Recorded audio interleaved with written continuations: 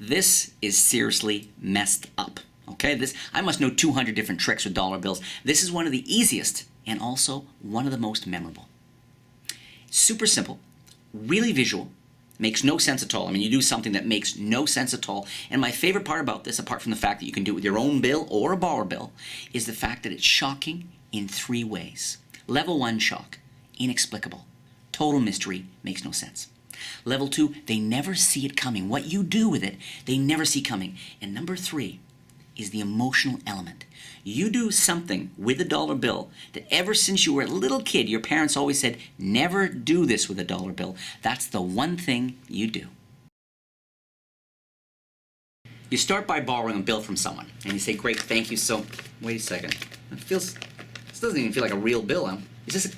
Does this feel like a counterfeit bill to you? And you hand it out, and a few people there, they're feeling the bill and say, well, no one knows for sure. And as soon as you plant the idea in someone's head, it feels a little like a counterfeit bill. It's amazing how often people go, yeah, it does feel a little funny. You say, wait a second. You take the bill back. You say, actually, I know of 2 ways to check if a bill is counterfeit. 2 good ways. The first way is to see if apparently counterfeit bills are very hard to tear. And as soon as you say that, people get a little nervous. He's going to tear my bill. Say, let me see here. And you lean right in and let them see that what you're doing. And they can see, well, it actually, no, it seems like that bill is, you can see it's a real tear. It's tearing just fine. So I guess it can't be that. See, the other thing is apparently the taste of a bill. And you say, let's see, if it tastes, apparently if the piece of the bill tastes like coconuts, but no, it doesn't taste like coconut. So I bet this bill is just fine. I told you it was a shocking trick. I mean, you do the one thing you've always been told not to do, and that is to put money in your mouth. You're not supposed to. Now, let me tell you right now, you don't have to actually do it. Okay? The handling I just showed you is sort of the advanced handling. It's still very easy to do, but it is the advanced handling. I'm going to teach that to you right now to tell you all the secrets behind this cool trick that you really can do with a borrowed bill. You can do it at a moment's notice. A lot of cool things about it. I'm going to show you the advanced handling, but I'm also going to show you an even simpler handling that doesn't require you actually putting a piece of bill in your mouth. However, if you want to really impress people and, again, give them an image they'll never forget, that piece of bill on your tongue, that'll do it. My advice to you is if you're going to do this trick and actually put it on your tongue, right after that, at least slosh some Coca-Cola around your mouth, or, if you're old enough to drink, you might want to take a hit of whiskey as well, clean out that mouth. Okay, having said all that, here is the very cool secrets behind this cool trick. First, it is any bill. You're going to use a bill, all right? Now, let me show you, like I said, let's do the advanced handling first, then I'll show you the simple handling. Couple of things about this that make this such a visual thing. I'll tell you right now, it's dependent on a principle that's called the black art principle. But in fact, there are other names for it. But the basic idea is that a tear, you can have a cut or a tear or a gap in something, and as long as you have the right pattern around it, it'll be visually concealed. So part of this trick is based on an optical illusion. Now the optical illusion part is, if you look on a bill here, it has most bills have a pattern that you're looking for a straight vertical line to hide the tear in. Now I've sometimes done the tear right along here. Let me make sure it's in focus here for you guys. Let's see here, no, here, there. Right along that vertical line is sometimes where I've done the tear. Other times, in this case, I did the tear just above George Washington's head. Because if you look at George Washington's head, this little piece that he's in has a flat line across that. And that's where I've hidden the tear. It's really not easy to see, but there is a tear right there in the bill, right along the top of George, okay? Now, because you're using this optical illusion, one of the things about this is I often perform this trick standing up. And often it'll be in a situation like a bar or some sort of situation, a walk-around party I'm working at, where I'll do it and I make sure I'm not too close to them. You want to lean in. When you're doing that tear, you want to lean in as much as you can so they can see it's a real tear. Because the one thing I find with people about this trick is later on they'll swear it wasn't a real tear. You must convince them. So when you're doing the tearing part, make sure you lean right in. But the rest of the trick I do a little further back, because at the end, when I do the optical illusion part, I want to make sure they can't spot the tear still in the bill. Okay? So keep that in mind. Now, here's the advanced handling. What I've done is I've taken a bill,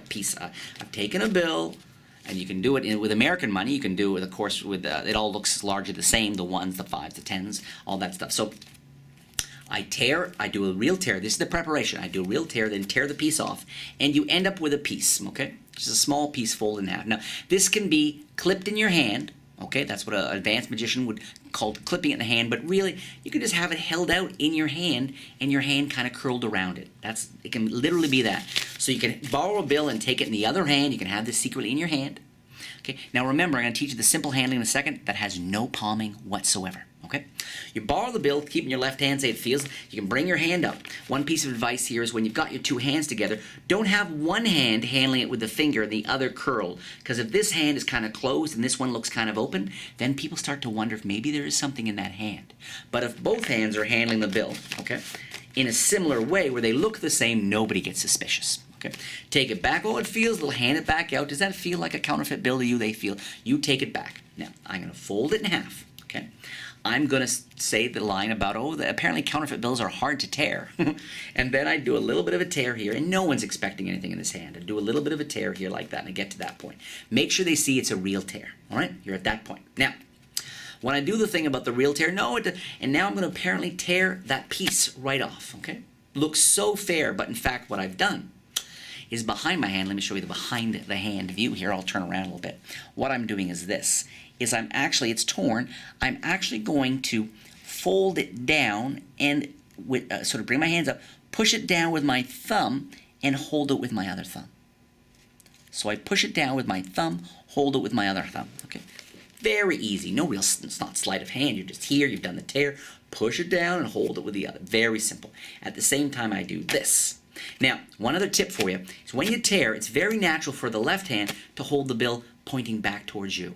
If I hold it up like this may not match the way a real tear looks. Okay, this looks good, but this maybe looks a little more like a fold. So I come down and I tear and I bend the hand back so no one can see. And all focus now is on this piece in my hand anyway. Kind of hold this back here near my chest. Focus on here. Everyone's looking on here. And even if they want to see this, there's nothing to see because it's tilted back, right? So everybody's looking at this piece. Now, this is the in the mouth part, right? Where I actually put it in my mouth and you get great reaction. Ooh, everyone freaks out and it convinces everybody it's really the piece from the bill too. The bill is really torn, right? Great way to convince people. Goes in my mouth. Like that. No, it actually tastes more like coconut cream pie, whatever. Now, for the revelation, the shocking visual part that I love, okay? This is folded. Everything's the way it was before. But just by opening this up, with a nice brisk boom, suddenly the bill is whole again. And if I'm not too close, then they might see the tear. Okay, they might see the tear. But if I'm far enough away and holding it with the sort of the president towards people, okay, I'll go this way. When I open it, boom, it's a gorgeous, okay? And if I do this at the same time, it looks like I just blew the piece. Get rid of that. Looks like I just blew the piece directly onto the bill. Like this, okay? So the illusion's perfect. Now, that's the advanced handling. Let's look at the very simple handling that doesn't involve the bill in your mouth. And I want to show you the cleanup. Because you and I both know, once you've done this amazing thing, your friends are going to want to see the bill, right? With the super basic handling, I do the same thing, okay? But I don't have a piece in my hand. I got nothing in my hand. You can borrow a bill. You borrow a bill, nothing in your hand. You're not going to put a bill in your mouth. You borrow the bill, same thing. It feels a little counterfeit, doesn't it? Here, take it back. Well, I heard that the tear or something. But here you do it, and you do the tear to the ear. You bend it back. But this time, when you do the tear, okay? Sounds good, looks good. Okay, you got nothing in your hand. Okay, you're here. You do this, tilt it back like before, say it apparently, and you pretend to put it in your mouth. No, it tastes, and you just pretend, it actually tastes like coconut cream pie, and people are still going, ooh, but they don't get the image of it on your tongue, so it's not as visually shocking. So you're here, you got no piece, remember, you do the tear, you do the false, like this, and now you do the same thing, you do the blow. So, you can do this pretty much the exact same optical illusion, visual illusion, same trick, without an extra piece, which is very cool. Now, let's talk about the ending. If you borrow a bill from somebody, okay, they want the bill back, particularly if you've just done something absolutely miraculous with it. So what I do is I have a bill, okay, same whether I'm going to borrow 1 or 5, whatever, I have it in my right pants pocket, okay? And like I said, I usually perform this standing up, and here's the reason, one of the other reasons I do, is once I do this, like this, I show them both sides, like that, and I show them both sides like this, I fold it up, and you'll notice if you fold, sometimes the tear comes out more. So I show them both sides like this, then I cover the whole bill as I fold it up, and I say, thank you so much, and some sort of line about, and I get to keep the dollar bill, or thank you so much for the bill, and I put it in my pocket. Now they immediately say, hey, hey, hey, hey, but I'm in my pocket for a beat. So I'm here, I put it in my pocket, and I immediately leave it in my pocket, grab the other bill, because I know, or I even might say, grab the other bill and say, oh, I'm sorry, this is yours. And I pass them a totally examinable bill. All right? So if you do this, if you don't want to do the switch in your pocket at the end, this is a great opening effect where you take out your own bill.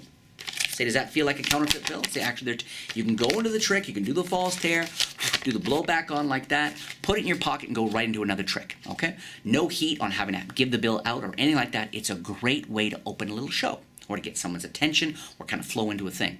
If on the other hand, you want to do the switch in your pocket, you can borrow a bill, right?